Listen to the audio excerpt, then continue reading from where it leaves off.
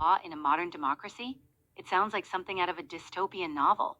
But in December 2024, South Korea's President Yoon Suk Yeol did just that, sending shockwaves through the nation and beyond.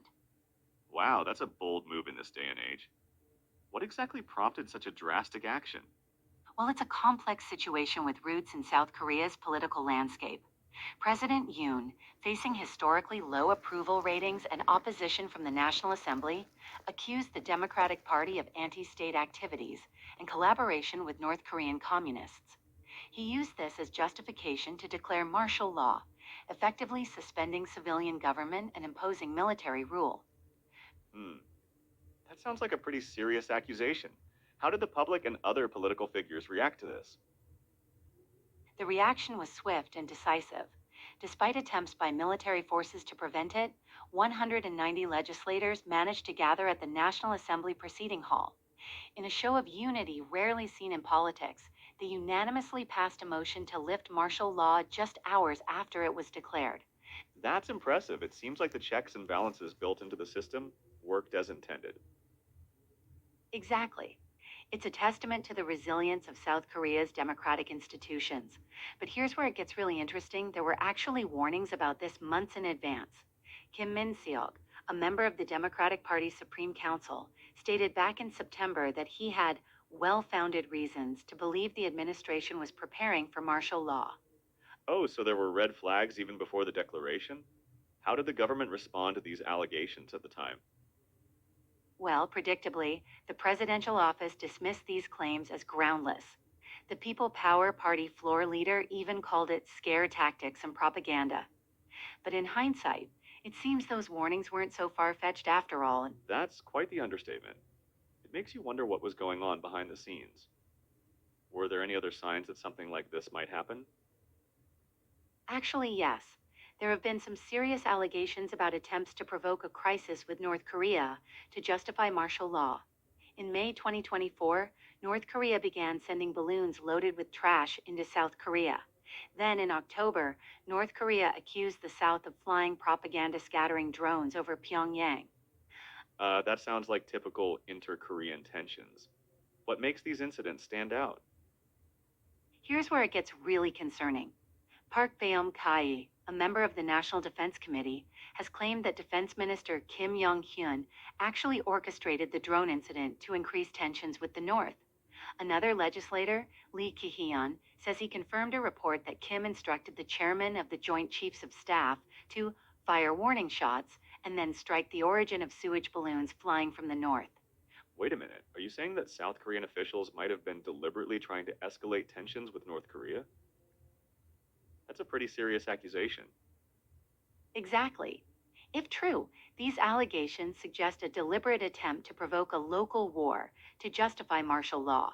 It's a dangerous game to play, especially given the history of conflict on the Korean Peninsula. That's putting it mildly. It sounds like there might have been a coordinated effort behind the scenes. Are there any other players we should be aware of?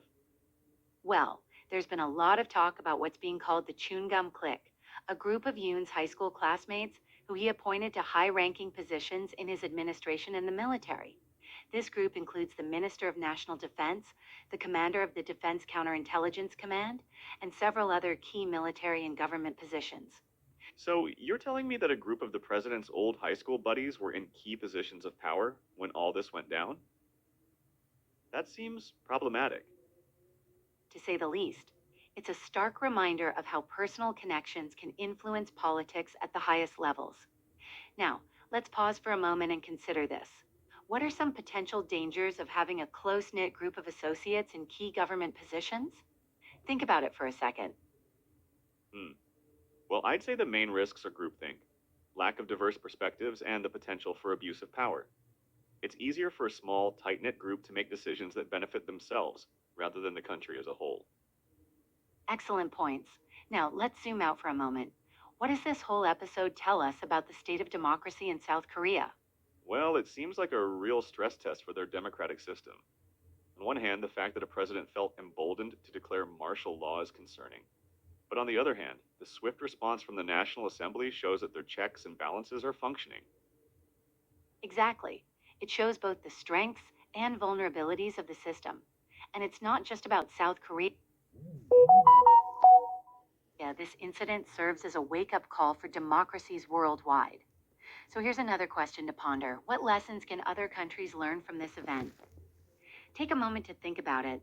I'd say the main takeaway is the importance of strong democratic institutions and an engaged citizenry. It's crucial to have systems in place that can quickly respond to and counteract potential abuses of power. Well said. And it's not just about the big dramatic moments like martial law declarations.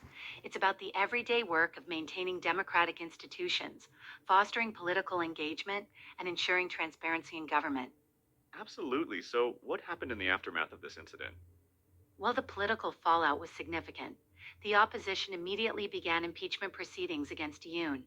Several officials in his administration resigned, including Defense Minister Kim Yong-hyun. There are ongoing investigations into other officials and military officers for their roles in implementing the decree. And how did Yoon himself respond to the backlash?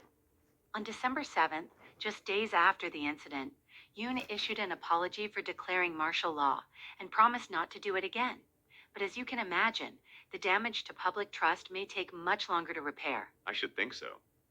This event will likely have long lasting implications for South Korean politics and society, won't it? Absolutely. It's a stark reminder of the fragility of democratic institutions and the importance of constant vigilance. As we've seen time and time again throughout history, the price of freedom is eternal vigilance. Well said. As we wrap up, what do you think are the key takeaways from this incident? I think there are several. First, the importance of checks and balances in a democratic system. We saw how crucial it was that the National Assembly had the power to overturn the martial law declaration. Second, the potential dangers of concentrating too much power in the executive branch. And third, the crucial role of a free press and an engaged citizenry in holding leaders accountable. Those are excellent points. It's also a reminder that democracy is not a given. It requires constant work and protection. This incident in South Korea serves as a wake up call, not just for that country, but for democracies around the world. Exactly. And it's not just about the big dramatic moments like martial law declarations. It's about the everyday work of maintaining democratic institutions, fostering political engagement, and ensuring transparency in government. This incident in South Korea is a powerful reminder of what can happen when those things break down. It certainly is. Any final thoughts before we sign off? Just this. As we've seen in South Korea, democracy can be fragile, but it can also be resilient when people stand up for it. It's a lesson we'd all do well to remember, no matter where we live. The next time you hear about political tensions or potential overreach by those in power, remember South Korea in 2024 and ask yourself, what can I do to protect and strengthen democracy in my own community? That's a great note to end on. It's been a fascinating discussion, and I hope our listeners will take these lessons to heart. Absolutely. Thank you all for joining us on Gen FM, where we bring you the stories that matter, unraveled, and explored. Until next time, stay informed, stay engaged, and keep questioning.